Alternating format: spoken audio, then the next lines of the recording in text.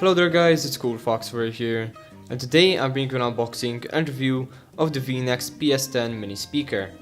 Now starting off with the unboxing, on the front you have the Veenax logo as well as the model number, and on the side you have nothing written except for on the front where you have the specifications listed. As you can see, it does have an output of only 3 watts, which is to be expected since this is a very small speaker.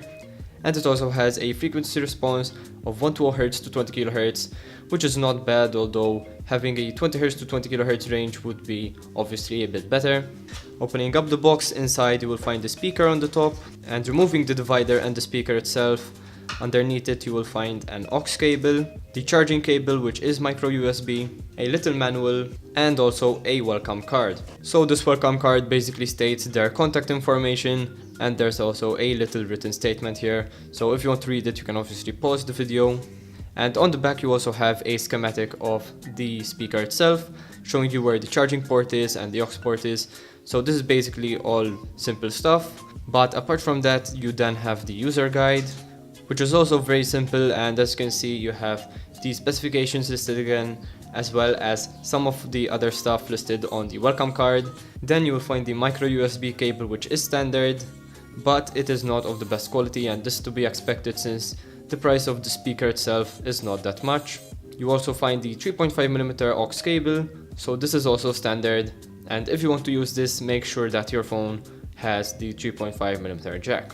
And now moving on to the speaker, it does have a very sleek design.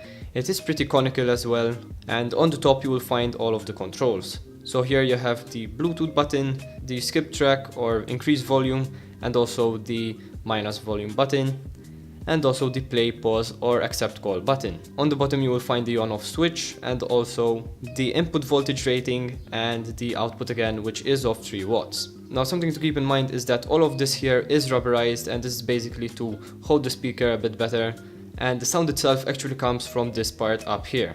And obviously if you block this part you might muffle the sound. Apart from that, the buttons on the top are all touch, so obviously none of them are physical buttons. So once you turn on the speaker, as you can see, there is a small LED here on the side next to the charging port, and it will start flashing blue, and obviously once connected it will stay a solid blue. So as you can see right here, it has just connected and it will stay on the solid blue until you disconnect.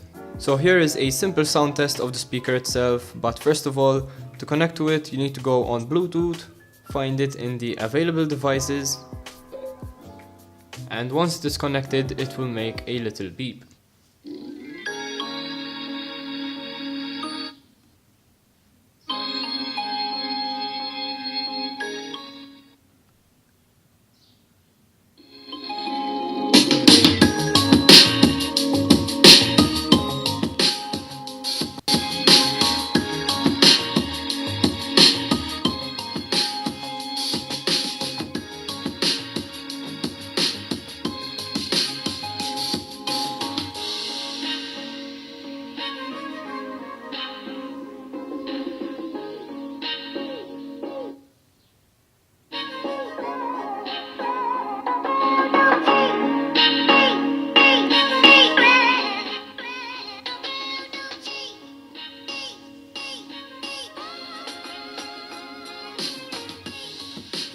For a 3-watt speaker it actually gets pretty loud, and obviously I did not max it out since it will obviously start clipping, but nonetheless I can tell you that it gets really loud. Now something I would recommend is that you go on the equalizer of your phone and give it a simple EQ such as this one, where you boost up a bit the low frequencies to get a bit more bass.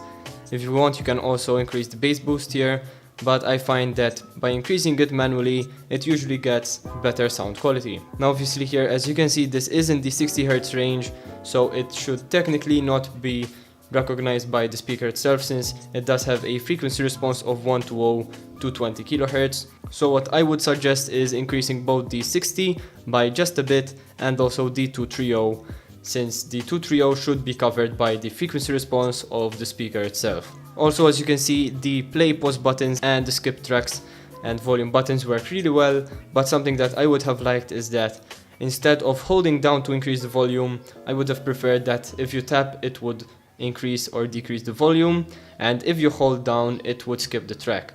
Now this would be a lot easier since you don't get an indication of how much the volume went down or up. It does have pretty good range as well, and I managed to get around 20 feet away with no drops at all, and sadly I could not go any further since the room itself is actually pretty small, but nonetheless I did get 20 feet away with no drops at all, and it continued on working perfectly, so that is great.